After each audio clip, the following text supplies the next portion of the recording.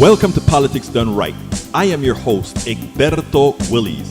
This is a progressive program that will take the mystery out of politics. This is the program that will encourage you to make sure government becomes we the people. Whether you are liberal, progressive, conservative, or otherwise, you get to air your point of view. We are an independent media outlet that, unlike mainstream media beholden to corporations, we only owe allegiance to you. Remember, you can also send me a tweet at EGBERTOWILLIES. That is at Egberto Willies. Let us engage. It is Politics Done Right.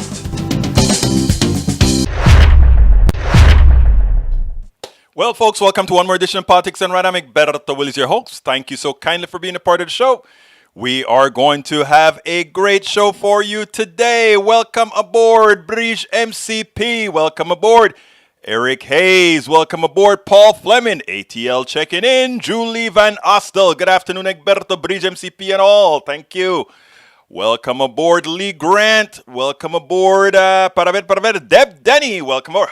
I like that. Howdy, y'all. Very Texan. Howdy, y'all. Actually, you need another Y. Howdy, y'all. That's how we say it here in Texas. I'm just kidding. I'm just playing. I'm just having fun. Anyway, folks, we're going to have a great show for you today.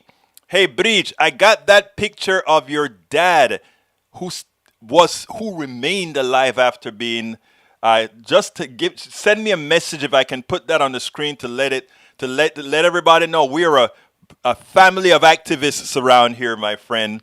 Eric says 2.3 trillion will be spread over 8 years, but it will take 15 years to pay it off. Nice deficit spending. Wow. A mortgage generally takes 30 years to pay it off. Isn't 15 years like a deal? Oh, come on now. Eric, I think that's good spending, but let me tell you something else. Why do they give you a mortgage for 30 years? I mean, there's a lot of stuff that can happen in 30 years, right? You can drop dead. You can go bankrupt. All those things are possible in 30 years, but they still give you a mortgage that's worth several times your total yearly earnings, right? A lot of times homes cost 3, 4, 5 times what they make. But the bank still gives you a loan, right? Let me explain this to you, brother Eric Hayes. If what you are purchasing, if what you're getting a loan for is backed by something of value, then it's just an exchange of capital, right? And the only person who really gets a whole bunch is that bank who makes the interest on that capital. Capitalism, brother, it's an interesting thing. Only one person always wins, right? The capitalist. Come on, guy. Understand the concept. You own a home.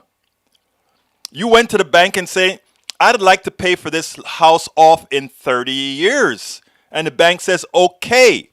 I'll put a lien. I have a lien on that home until you pay it off. At what point I own all what's not paid off in that loan.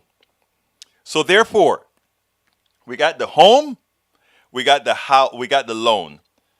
There is an equal exchange of money. When that home appreciates, guess what happened to that loan? That loan stays the same.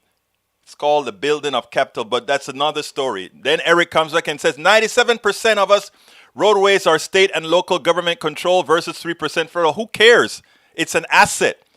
It's an asset that's owned by U.S. citizens, irrespective of what state you live in. I'm pretty sure you drive from Texas to New York or from Texas to California, and you don't pay when you go on the public roads in Texas, Oklahoma, or anywhere else. It's a very, very good. Even if you put a 15% down payment, Eric, doesn't really matter, right? The house is still backed, the loan is still backed by the home, the price of the home. It's that simple. It is that simple. Julie Van Ostel just became oh, thank you so kindly, Julie Van Ostel. Julie just became our newest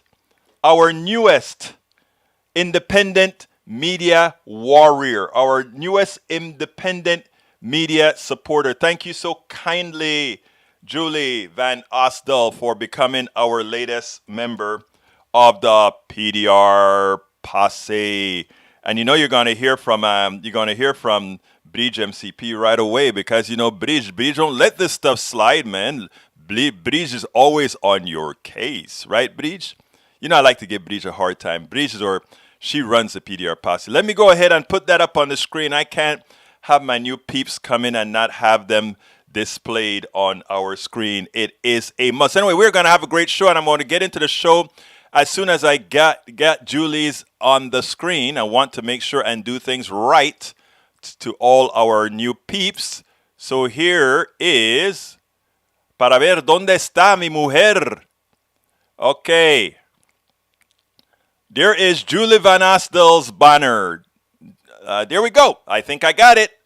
There is Julie Van Astel banner. She is our newest, our latest Welcome to Support Independent Media. Thank you so kindly. Thank you, Bridge. Okay, before we get started, you remember yesterday when we left, Bridge had sent us a picture and she said, my dad was an activist. He did his thing and he's still alive. There is the picture of Bridge MCP dad with the cops. Bridge, your dad's a warrior. Look at him. Look at him taking over those cops. It took 1, 2, 3, 4, 5, 6 cops. And Bridge MCP guy still going. There's a picture of Bridge MCP's dad. I think it's quite funny. Hey, Bridge, tell your dad, Egberto says, whoop, whoop, because we're proud of him for doing the right thing, for being el protagonista del uno héroe. Okay? Anyhow, let's get back to the show, folks. Let's get back to the show. Put that banner back up there. Okay, here's the deal, folks. What is the show about today? Let's talk about what the show is about today. If I can get it onto the screen. There we go. The show today is about tax the rich. Buttigieg slams Texas. Jackson Lee for court expansion. Medicare for all GOP fail. All Bridge MCP all over the front page then. Yes. Anyhow, so let's go to our first video. The first video that I have for you guys. No, before we get to the videos. You guys remember what happened in Texas? Because I want to talk about this first. What happened in Texas? A big freeze. And people just talk about the freeze, as if it's an insulated, not insulated event, an event that's away from everything else, right? Look what came out. Breaking news in the Houston Chronicle. Exclusive. Nearly 200 died in Texas cold storm, and blackouts almost double official count. Think about that. We have hurricanes in Texas all the times. We don't even get 200 people dead most of the times, except for Katrina, which was in Louisiana. That has other reasons for that massive death count. But we had a cold snap and 200 Texans died. That is on the heads of our Republican legislature who deregulated the power companies, which caused the failure of our electrical grid that caused a whole lot of damage. Will they pay for this? Will we hold them accountable for this so that they don't repeat this again? Isn't that what they always say? Law and order? Efficiency? Now that they've proven that capitalism does not work with things that are absolutely necessary, where profit comes before humanity, is it something that they should see now? Let's make sure at the polls in 2022, they do. It's very, very important. Anyhow, let's go to our first video. Sheila Jackson Lee of the Judiciary Committee, she supports what we need, what we must have, which is court expansion after 3 Supreme Court judges were stolen. Check this out. It was wonderful seeing a member of the Judiciary Committee, Representative Sheila Jackson Lee, with the statement that she made about the Supreme Court. I want you to listen to this, not only the Supreme Court, about all the courts, but specifically the Supreme Court. Listen to this and then let's go ahead and take it on the other side, because I think this is very important.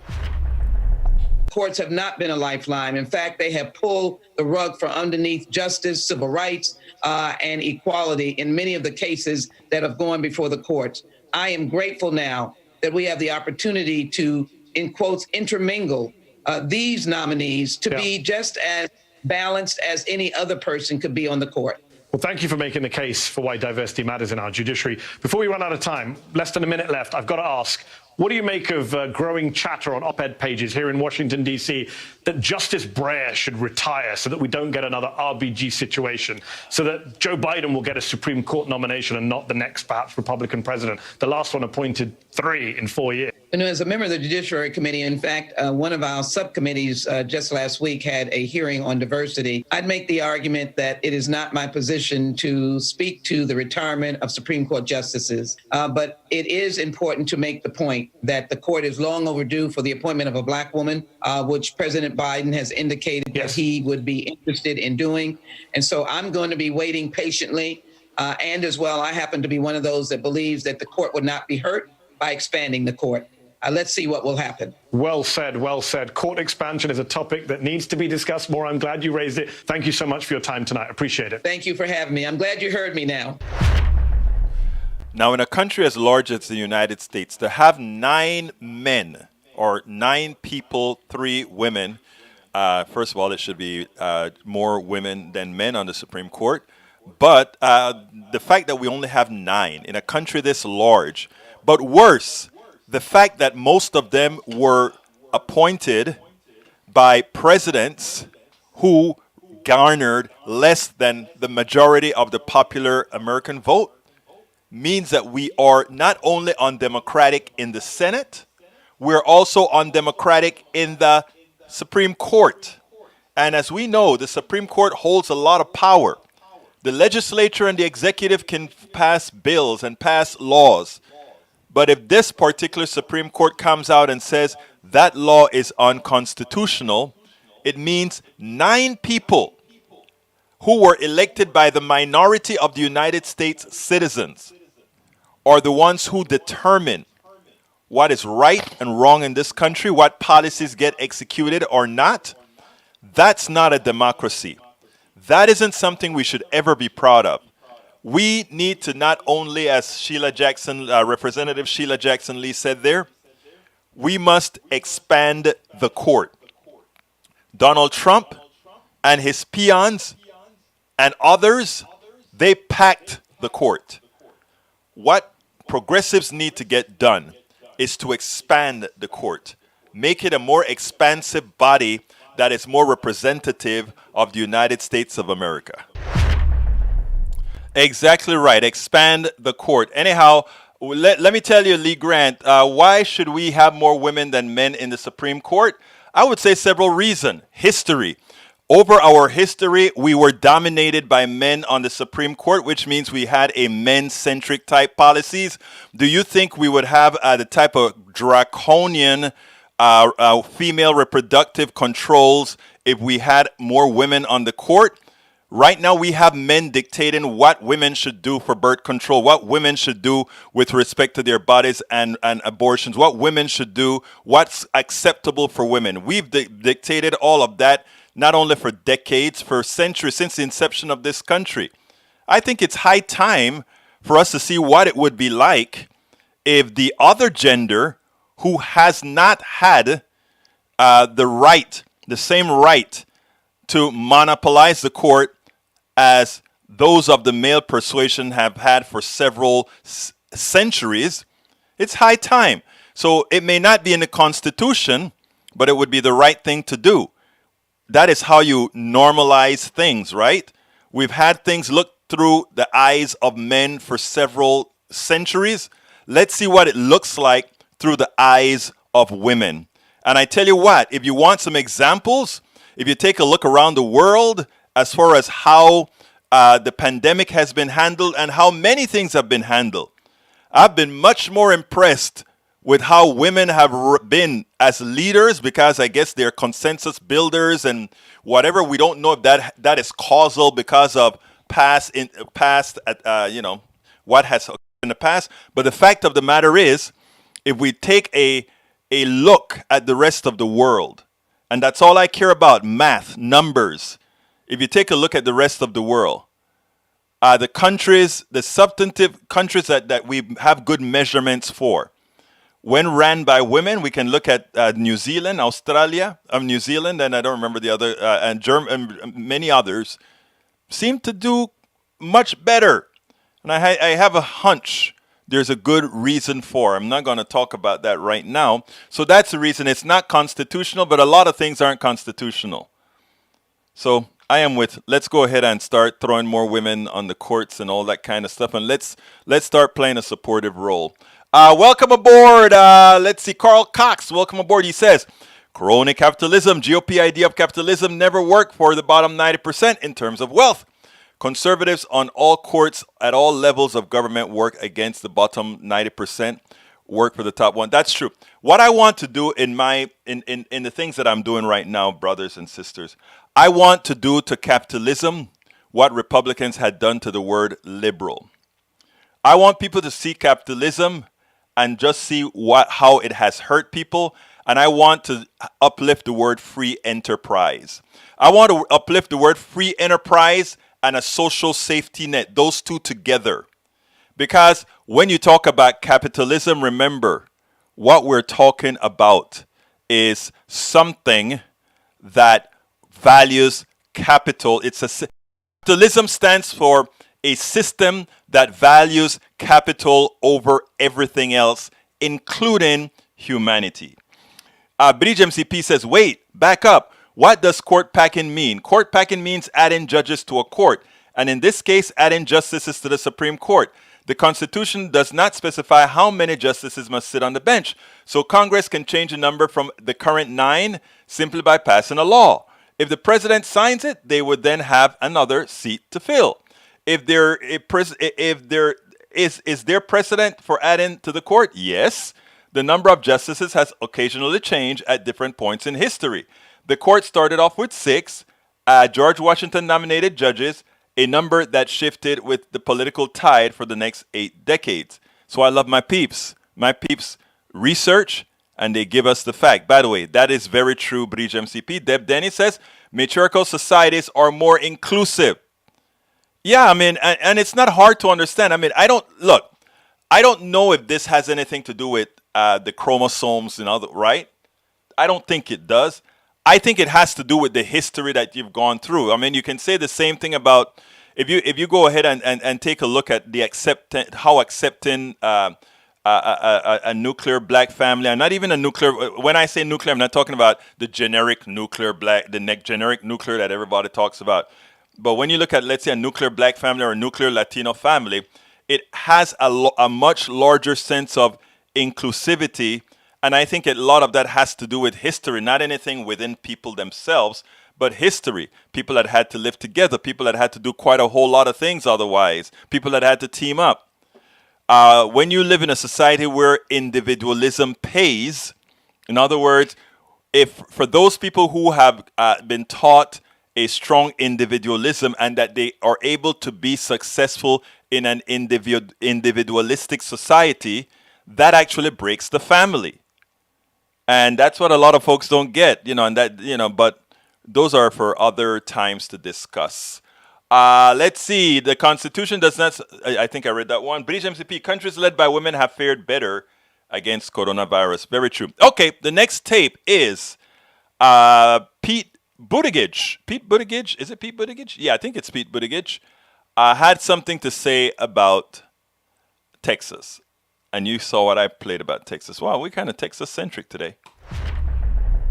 Both Stephanie Rule and Pete Buttigieg, the new transportation secretary, slammed at Texas. She first says, Texas was not a weather event. It was a deregulation event. And what did Pete Buttigieg says? Sometime you're going to have to find out that ideologically you're backwards. But he says it very, very tactfully. I want you to listen to this, and then let's take it on the other side. And how do you help states who vote against it? Look what just happened in Texas. Texas was not a weather event. It was a deregulation event. They chose to deregulate year after year, and then their system wasn't prepared when they had a one-off weather crisis. That's right. I mean, these really ideological experiments are catching up to us. This decision to dismantle a lot of our shared public infrastructure is literally why we can't have nice things in this country. This is our chance to change that. I mean, the sight of Texans melting snow in their bathtubs so they could flush their toilets is not befitting of any country, certainly a country that views itself as leading the world. But let me also say, in Texas, the city of Austin passed an initiative for infrastructure. Same thing happened in a lot of communities, in a lot of states. I think people are ready to invest in things like this when they know what the dollars are going to. And, this president has made it very clear that he does not view America in terms of red and blue. He knows that an American citizen, whether they are in a red state, a blue state, or a purple state, has an equal claim on the American dream and an equal claim on our responsibility as a federal administration to support them. When are red states going to get tired of Republicans holding them back? In Missouri, they just, in August, they passed a constitutional amendment saying, we want the Medicaid expansion to the Affordable Care Act so that over 200,000 of our citizens can get health care. And right now, their Republican legislature is trying to go against the will of most Missourians. Here in Texas, same thing. Here in Texas, deregulation has hurt the vast majority of citizens in this state. We are the worst state with insurance. We are the worst state with electricity as far as pricing is concerned, or one of the worst states as far as pricing is concerned, because supposedly deregulation makes things more efficient. Deregulation, it is false, it is ridiculous, and it must end, and we will end it. Absolutely so. Okay, let me talk to Brother Eric here. Brother Eric says he has no place judging Texas. Ironically, right here in our feed, we've heard Brother Eric Hayes judge New York and other blue states, right? And they've done this and they've done that. I think the Transportation Secretary has the right to say, well, if Texas had followed what we told them to do 10 years ago, because we told them this could happen, because it similarly almost happened 10 years ago in Texas based on how their system is set up, I think he has the right to say it. Texas killed 200 people because they didn't listen to the regulators. To those who regulate other states, they advise Texas, hey guys, you need to weatherize your plants. Okay? You need to weatherize your plants. It doesn't matter, Hayes, if he's public or not. Actually, he has more right to criticize Texas than you do. He knows the numbers. You don't. He has the figures. You don't. Let's get clear here. The man has all the rights to say, we gave you the information that you needed across your entire country. And we are in your state. We told you 10 years ago your state was not prepared for a freeze. We told you your grid, which is not connected to the national grid because you wanted to do things your way, that this would happen. You knew it. And you did nothing about it. You chose capital over people.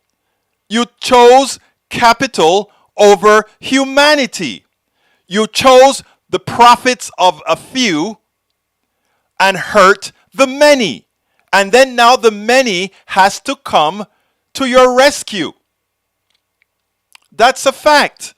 And he does not have to had been around 10 years. The government said it. And you know what he knows what to do? He knows how to read history. And he can read the past. That's the one thing about liberalism. We love to learn. And we love to change our minds when we're wrong. But we like to come out and tell the truth. And Texas screwed up and killed. So Texas is a mass. Look, the Texas Republican government, and this is going to be controversial, but I mean it to the core of my heart. The Texas Republican government should be considered mass murderers.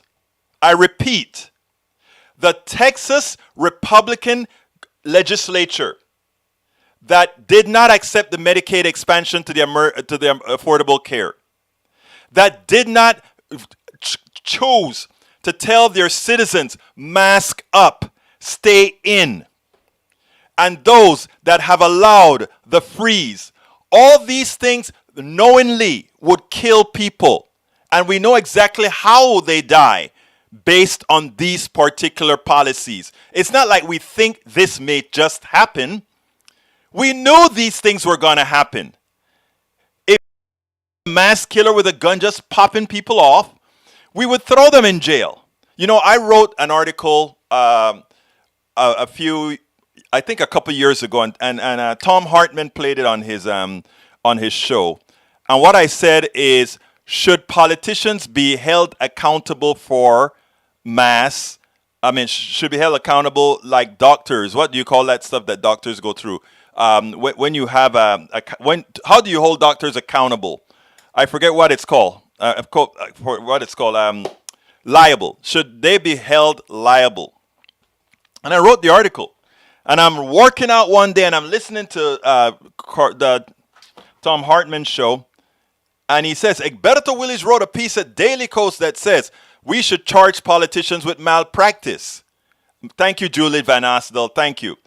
And, you know, I said to myself, yeah, it's not only I wrote that and Tom Hartman played that on his show. But what I should have said in the article was not harsh enough. At this point in time, it is time to charge these guys with murder. Because having the money on the table, we've left $50 billion on the table. We have left Texas. We paid our taxes. Texans have paid our taxes. We paid our taxes.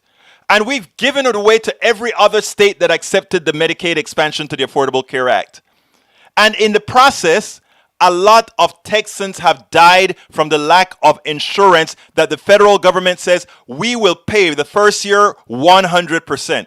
Thereafter, your state just has to pay 10% and we cover the other 90%. Murder. They told you, look, if you wear a mask has a N95 or any one of these mask coverings. They prevent droplets from coming into your nose, and if you sneeze through one, you prevent it from attacking somebody else. Okay? Right, that's what we do. The masks work. We get these promoters, these influencers, these killers to go out there and say, masks, that's messing with my freedom. What about my freedom from having to inhale your germs? When you exhale your germs onto us all, we die. So they don't allow these laws to be passed. Another form of murder by our Texas legislature, by our governor. And then we have the Texas freeze. The Texas freeze was foretold 10 years ago. And we have a governor that comes out and lies to people. Oh, the windmills stopped. The windmills froze, and that's the reason why we have we don't have electricity. No, it's a lie. We couldn't pump the gas. We couldn't get the gas out of the ground to the power stations because the power stations don't store gas at location because if it's in storage, guess what it means? It's not making money, so we won't do it. We won't profit as much, so we won't do it. So we just have gas in time. Gas in time. So there's no gas storage on site. So all these power plants starts to go down. And Texans die. Who killed them? Did they have to die? No. Who killed them? Our Texas legislature. Our Texas legislature killed them. So let's get real. Let's put blame where it belongs. And you want to know who's following into the right footsteps? Even though the people are telling folks in their government in Missouri, we want the Medicaid expansion to the Affordable Care Act. Check this out. Well, Actually, we're at the halfway mark. So let me do my ask first, and then I'm going to show you the Rachel Maddow's piece where we talk about that. Anyway, folks, please, please, please, just like you see on the screen, Julie Van Astel became our latest member of the PDR posse. Please consider joining. So if you are on YouTube right now, click that join button and become a member of the PDR posse. And just like I have Julie Van Astel on the screen right now, I'll throw you up as well. How do you do that? Click that join button on the screen, and that gives you the ability to be a part of our PDR posse. But look, alternatively, what you can do is go ahead and join us via YouTube. How do you do that? You click on this baby. Hold 1 second. I got to get to my thing here. You know, sometimes I'm a little bit late. Sometimes I'm a little bit, you know what, but I am going to get it right. There we go. All right. You can join us by, if you're not on our YouTube screen, just click on politicsandright.com/YouTube, politicsandright.com/YouTube, and you will become a member of our PDR posse. Alternative, and by the way, those of you who are in the PDR posse or are not, it doesn't matter. Consider getting our cup, the PDR Posse Cup, designed by Bridge MCP, our PDR Posse leader. And there is a cup, and there are people who bought the cups. Well, in case of Roberto Luis, he bought them all. But let's go ahead and support as well. You can also support us via what's called Patreon, Patreon. Politicsandright.com/Patreon, politicsandright.com/Patreon. Patreon is spelled Patreon. You can also support us via PayPal, politicsandright.com/PayPal, politicsandright.com/PayPal. Again, you can join the PDR posse by going to politicsandright.com/YouTube. That would be another form of supporting us. Anyhow, folks, that book that you see on the screen right now is a book that I wrote called It's Worth It. How to Talk to Your Right-Wing Relatives, Friends, and Neighbors. Please consider getting my book. It is at that Amazon link that I just put into the field. But, if you want to get rid of the middleman, please go directly to our store, politicsandright.com/store. You can get all the books that we have, as well as our t-shirts, our hoodies, all of that. And if you're on YouTube, you can also buy, there's a rack there that you can buy some of our products as well to help support this show. Click on that thing and you see all the different things we do. We work very hard for the cause. I promise you, 16 hours a day in the case of myself. We work very hard for the cause. Okay, I think that's enough of asking for support. I know you guys will support in due time. So please consider hitting that join button and becoming a part of our PDR posse. Okay, Rachel covered the story about Missouri like nobody else can. Let's go ahead and play this, and then we'll take it on the other side. For a time now, we've been talking about the Republican Party not being a Democratic Party. In other words, it's a small d Democratic. And they continue to do it over and over again. Look at what they did in Georgia. They made sure that voting is more difficult. They made sure that the legislature, which already is not voted in by the majority of the people, to make sure that they can overturn elections. That's what they did. Now in Missouri, the voters have spoken, and look at what they're doing. Check this out, and we'll take it on the other side from Rachel Maddow. In Missouri this week, Republicans in the state legislature became the latest Republicans to try to block people in their state from getting health insurance. Voters in Missouri overwhelmingly approved a ballot measure requiring the state to expand eligibility for Medicaid. And I know that sounds like Washingtonese. What it means, very simply, is that hundreds of thousands of Missouri residents who currently don't have health insurance would get it. Republicans in Missouri were very, very much against this referendum. This is a state that picked Trump over Biden by 16 points. In the same election, they reelected the Republican governor. They reelected a Republican legislature. But Republican leaders in the state, for as red a state as Missouri is, for as much of a grip as the Republican Party has on the state of Missouri, Republican leaders in the state told Missouri voters, don't you dare vote on this referendum that people should get health insurance. Don't you do it. They told them in no uncertain terms that people had to vote no. Republicans wanted to stop this thing so bad, they even moved the vote on it to what they thought would be a sleepy little primary date in August where nobody would bother coming out to vote. They thought that would give them a better chance of voting this thing down. But Missouri voters absolutely came out to vote, and they voted for it in big numbers. Republicans told them to vote no. They voted yes with an exclamation point. uh-oh, that means that more than 200,000 people in Missouri are going to get health insurance. That can't be. So this week, Republicans in the state legislature are refusing to do it. The voters, by passing that referendum, established it actually wrote it into the state constitution that people would have to be able to get health insurance in this way. Republicans are literally having to defy state law and their state constitution to do this, but they are insisting, they are refusing what that referendum said. They will not allow hundreds of thousands of poor people in Missouri to get health insurance, no matter what the voters say, and no matter the fact that it's paid for. The Kansas City Star editorial board just lost its mind at the Republicans in Missouri for doing this today, saying, quote, they're turning down billions of federal dollars. They are ignoring the voters. They are violating the state constitution. Why? This is not me talking. This is the Kansas City Star. Quote, because they hate the poor. There can be no other explanation. That hatred is so intense, it overrides greed, political ambition, even respect for the law. Quote, far too many Republican lawmakers don't want this to be a state where even one poor Missourian gets treated for a cough or a broken finger.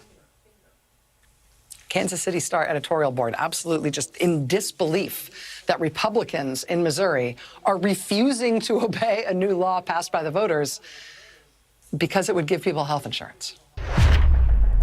You know what is more shameful about this? The party that claims to be pro-life refuses to give the health insurance to its citizens that will save lives, prevent many of them from dying. The party that says they are for law and order decided to defy a law created by their voters. They decided not to follow the law. They decided to violate the law. And lastly, but not least, this party that claims it is fiscally responsible has left billions of dollars on the table just because of an ideological disbelief in what they should be doing.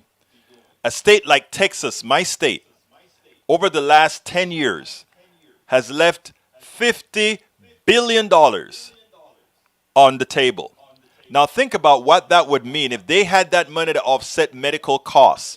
Think about what that could mean for our educational system.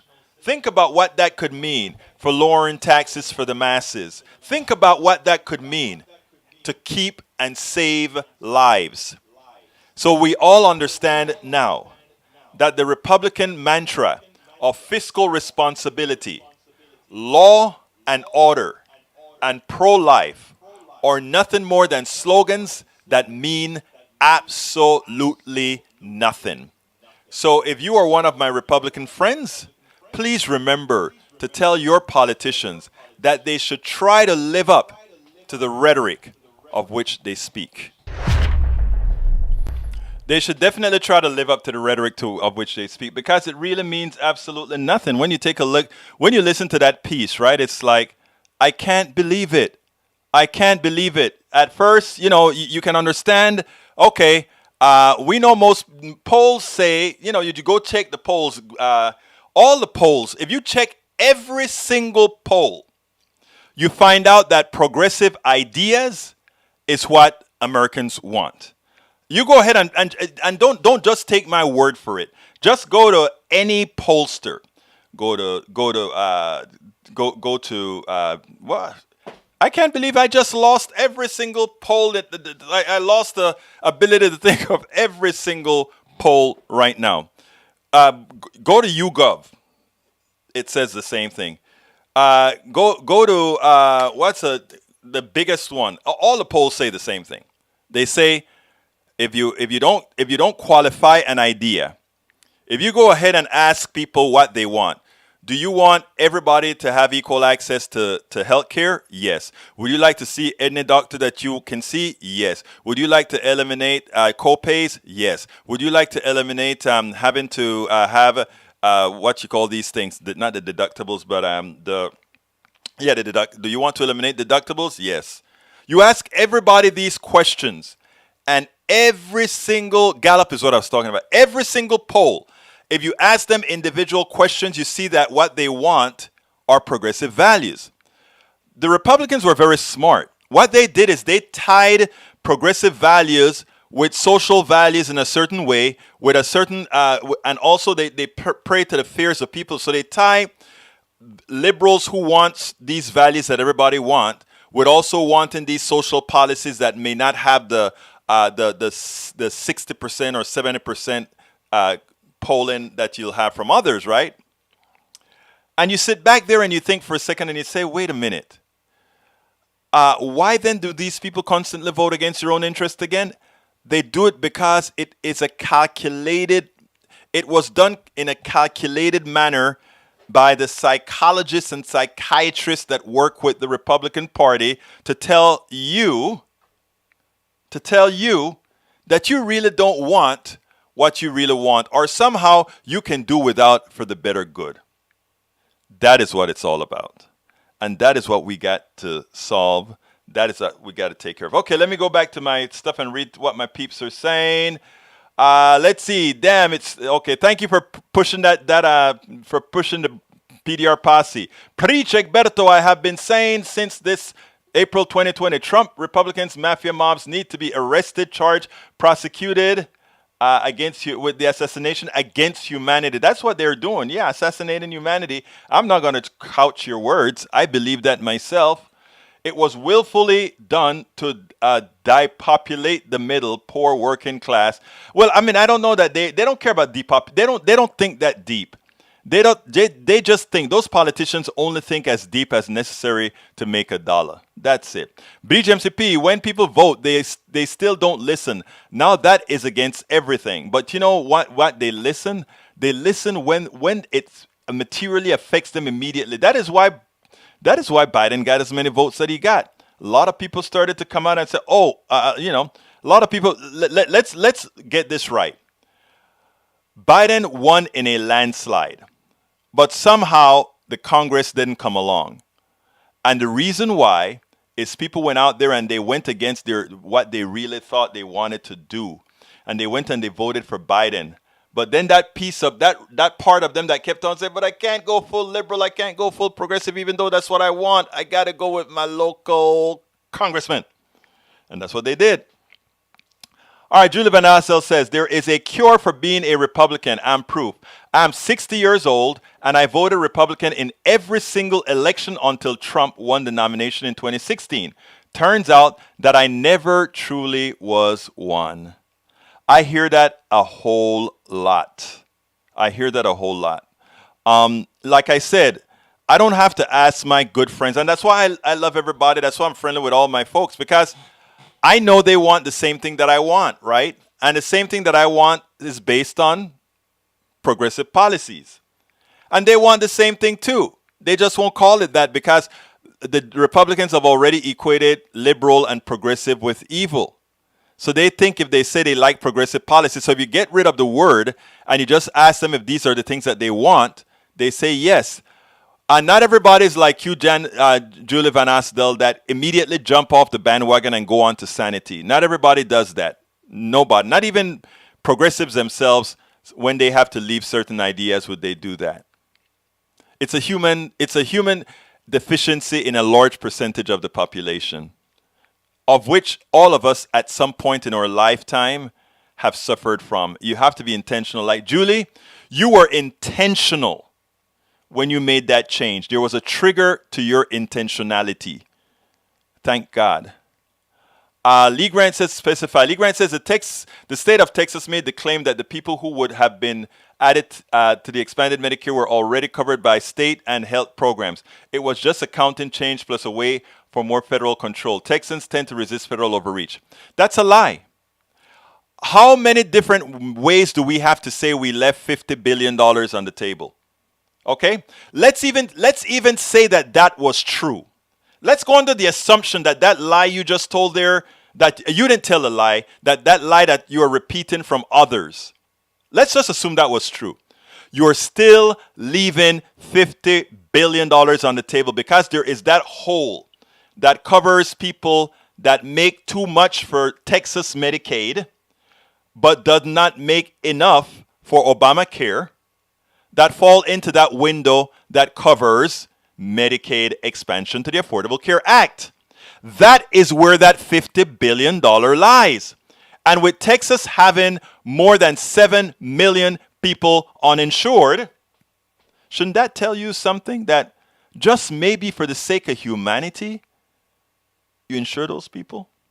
Think about it.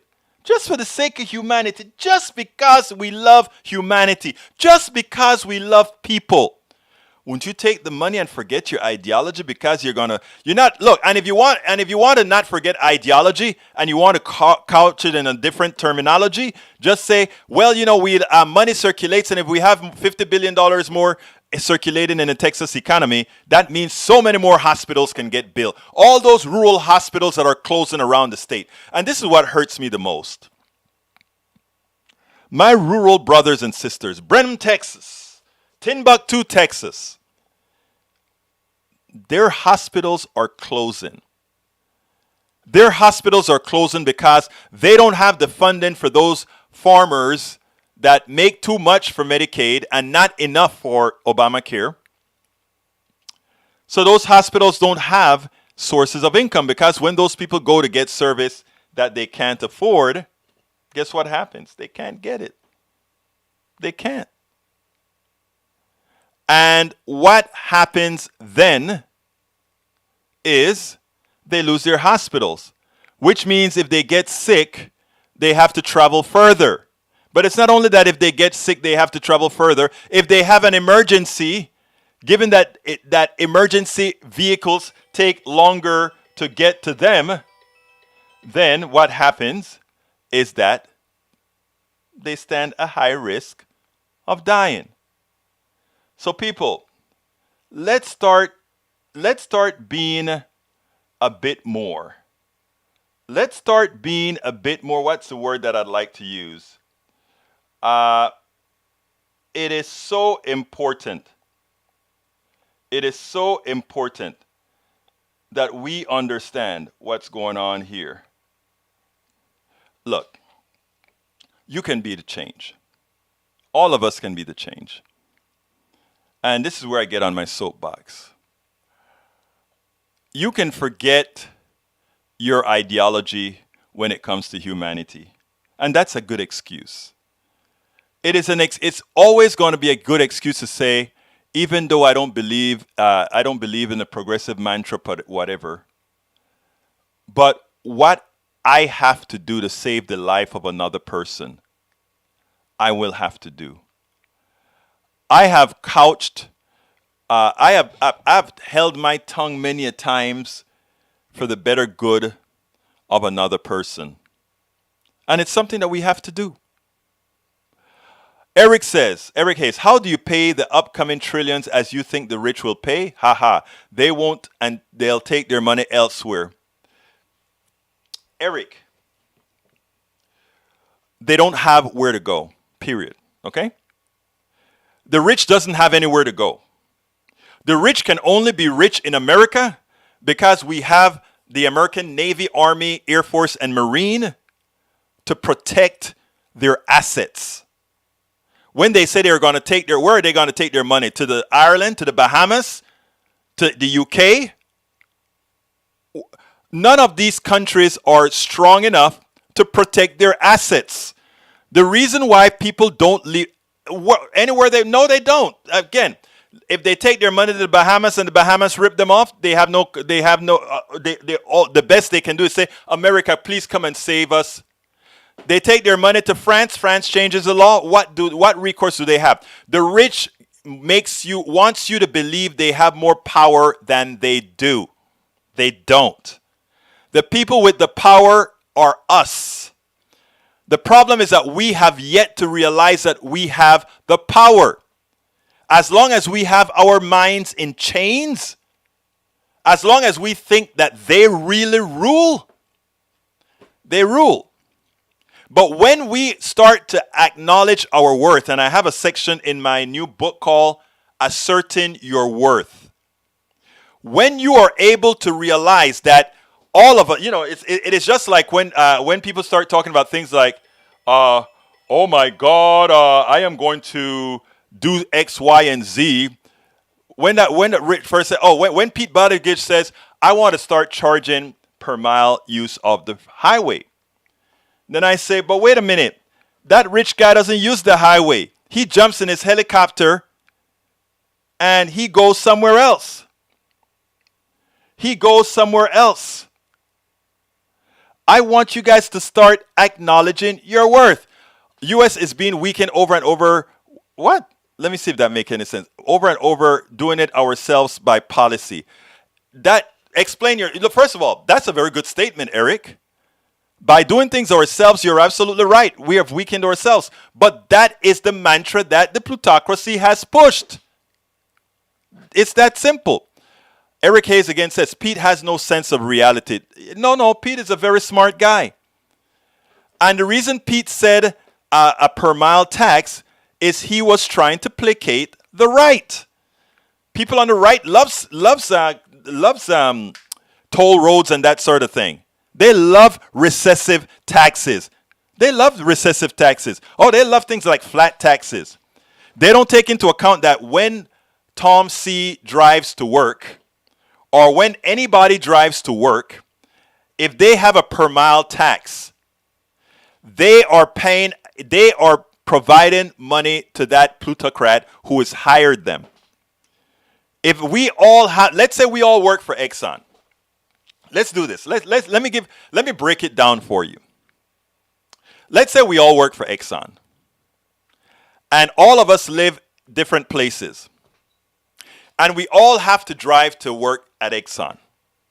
And we're all charged a per mile tax to drive to Exxon. And let's say the executives at Exxon and the shareholders, first of all, the shareholders of Exxon, they're just using their capital, they stay home. But the executives at Exxon, they drive into work like everybody else. But they make a whole lot more money than the average worker driving into Exxon. But the per mile tax is per mile tax. So we are driving into Exxon to provide our services that creates the profit for Exxon's shareholders who are not paying the per mile taxes. So in the form of us paying a per mile tax to go to work that enriches the wealthy, we are also transferring our monies to the wealthy because we are being asked to pay the price to support the wealthy. I wrote another piece that says it's the wealthy who are the freeloaders because all of us do the work. When Amazon's guy stays at home and makes $160 billion or $200 billion, and we have those people fighting to deliver packages, Eric, you just said spin, spin, spin. Explain what in that is not sensible. You said spin. Don't be like a right winger. Tell me exactly what did I say that does not make any sense or does not follow the mathematical model of reality. Please. That's all I ask you. Don't give an excuse as spin, spin, spin. Tell me where you think I am wrong. And then I can respond to that. Just saying spin or just saying fake news. That's not the way you have a dialogue. If you want to counteract what I'm saying, you see, what gets me the most, my brothers and sisters, is so many people are carrying the water for the people who are screwing them. So many people. Public roads are socialism, actually. Yes, it's true. So many people, they fight so hard for the rich. And the rich doesn't give a damn about them. The rich thinks about themselves first. And here's a story. I forgot that was my last subject to cover today. Look how I was forgetting about it. This is a story that you should be thinking about. While many Americans are suffering, here's the title. We need to tax the rich. Global billionaires have grown $4 trillion wealthier during the pandemic. Unless we tax the world's billionaires, the legacy of the pandemic will be accelerated concentrations of wealth and power. And how did that happen? Well, the only people that could afford to work within this pandemic in a manner that doesn't sicken people are the people who had the capital to do so. And those were the big companies. That's why Amazon got so big and powerful. And I have no problem. Get big and powerful, but tax it back out of them. Because it is our money. It is not theirs. It's not theirs at all. Yesterday you agreed his idea was bull and now you spin it. Wrong. I am very consistent, Eric. Very consistent. And to show you how consistent I am, and I have to end the show. But to show you how consistent I am about Buttigieg, I wrote an article about Buttigieg today. And here is the article which I explain it perfectly. I said, I'm just going to read the latter part of the article if it'll come up. Come on, come up. Don't embarrass me in public. Come on, article. Please come up, article. Please come up. All right, it seems like my website has slowed down. It must be getting a lot of hits. Anyway, let me tell you what I said in the article. What I pointed out in the article is something that is very important. And what is important is the following. Buttigieg was silly when he made that statement. Come on, I want you to see that I just didn't think about it now that you're talking about. Because yes, and again, here's the deal, Eric. Do not do what right-wing conservative political hacks do. Don't try to conflate what I said about Buttigieg yesterday with what I said today, especially given that they were on two different issues. Don't conflate them based on personalities. Work based on facts. And if we work on facts, we would have less disagreements in just about everything. But what Republican politicians like to do is they try to get you working on things other than facts. The article won't come up, but let me tell you what I said in the article. I said, Buttigieg was on today with Stephanie Rule, and he made a very smart statement about Texas and how the ridiculous their ideology was that kills people. Yesterday I said Buttigieg was full of it when he started to talk about the per mile tax. At the end of the article that I wrote today, I said the following. Let me send the article. You're right. Here's the article that I wrote this morning. That's the article right there. All right. I just placed it in the feed. What I said in the article tonight is that, or this morning, is that Buttigieg made a mistake when he said that. And I was glad to see that another article came out on, I don't remember what network, where he backtracked from that. And here's what I wrote. The article finally came up. I wrote the following. I was concerned a bit when in a previous interview, Buttigieg seemed to suggest he would be okay with a per mile tax. He backtracked on that quickly. The reality is there should neither be a per mile tax or gas tax. Those who drive on roads many times are serving others and going to a job that enriches others. Roads should come from general tax funds. We will pay, period. So I'm very consistent in my narrative. Very, very consistent. So if you're here, if I make a mistake, I'll admit it. But I'm very consistent in the narrative. So please reread that article and see what I'm talking about. Anyway, folks, got to get out of here. But let me tell all my peeps, hi. Mr. R, welcome aboard. Hi, Coop333, welcome aboard. Eric Hayes, welcome aboard. Carl Cox, welcome aboard. Let's see who else is here. Tax777, welcome aboard. Bridge MCP, Tom C, Julie Van Astel. Let's see who else is here. Para ver quién más está aquí. Let's get to the top. Deb Denny, welcome aboard. Lee Grant, welcome aboard. Paul Fleming, welcome aboard. Coming down. I'm almost down. Julie, I think I got Julie Van Astel. Let's see, I'm coming down. And Julie is our new member today. Let's see who else is this. Deborah John, welcome aboard. Carl Cox, welcome aboard. Let's see, I'm scrolling down slowly. Charlie Lindahl, my brother, I got to give you a call later on. Super busy, doing a whole lot of stuff. We'll get you tonight or tomorrow morning. Let's see who else is here. Who else is here? Carl Foster, welcome aboard. I'm going down still. If I missed you, forgive me. I got to get out of here. My name is Egberto Willies. This is Politics Done Right. And you know how I end this, baby. I am what? Out.